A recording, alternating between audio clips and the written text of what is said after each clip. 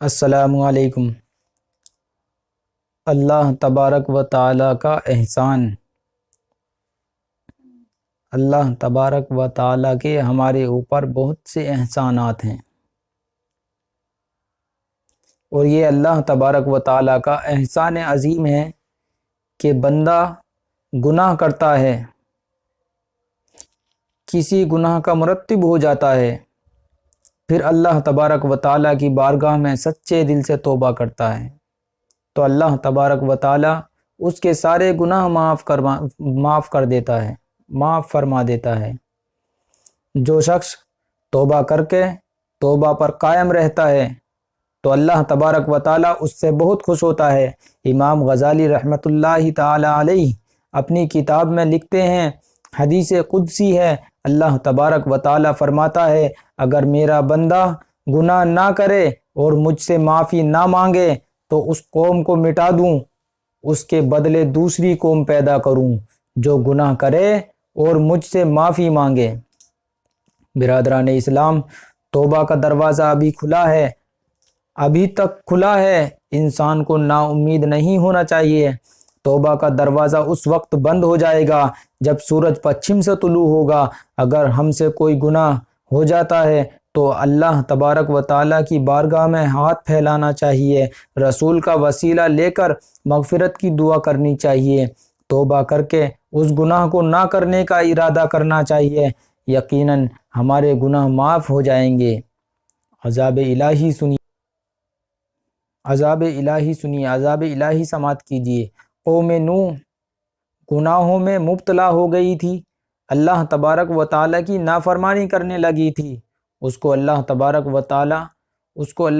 و تعالیٰ نے دنیا کی بلاؤں میں، مصیبتوں میں گھیر دیا، بارش بند ہو گئی، قحط پڑ گیا، ان کی عورتیں بانجھ ہو گئیں، ان کے مال و اسباب ہلاک ہو گئے۔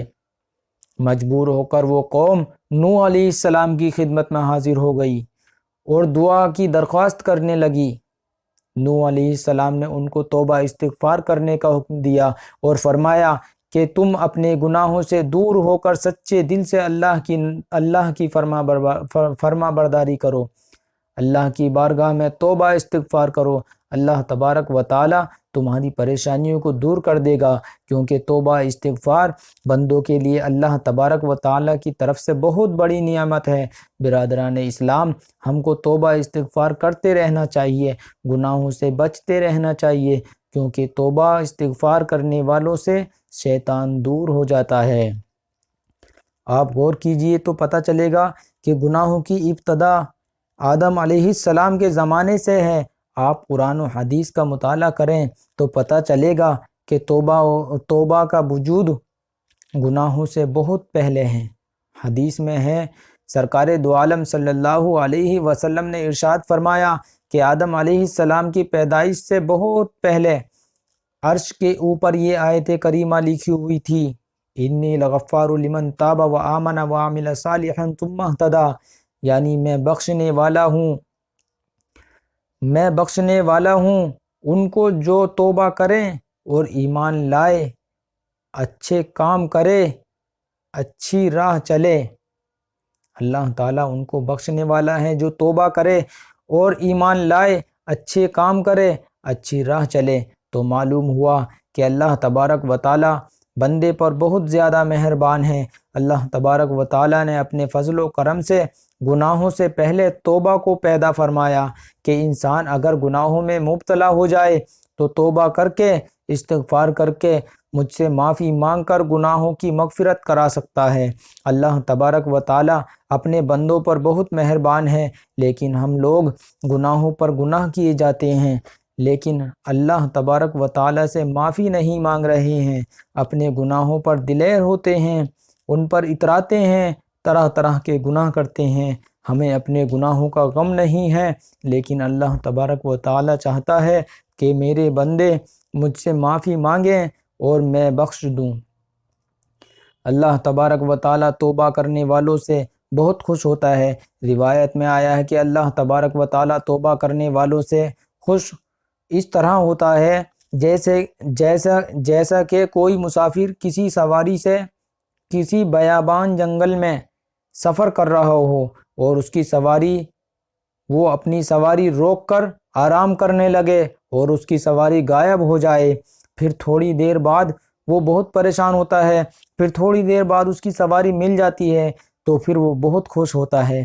اسی طرح اللہ تبارک و تعالی توبہ کرنے والوں سے خوش ہوتا ہے۔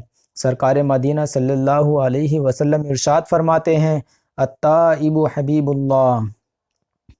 اللہ تبارک و تعالی اپنے پیارے حبیب سے فرماتا ہے، اے میرے حبیب، تمہاری امت کے متقیوں کو ڈراؤ، پرہیزگاروں کو ڈراؤ، اور اپنے گناہ گاروں کو خوشخبری دو، کیونکہ اگر میں تمہاری امت کے متقیوں سے، پرہیزگاروں سے حساب لینے لگا تو وہ میری دی ہوئی نعمتوں کا حساب نہیں دے سکیں گے، اس لیے میرے انصاف سے وہ جہنم میں چلے جائیں گے، مگر میں اپنی رحمت سے انہیں جنت میں بھیج دوں گا، اور اپنی رحمت سے میں انہیں جنت میں بھیج دوں گا، نہ کہ ان کے اچھے اعمالوں کی وجہ سے۔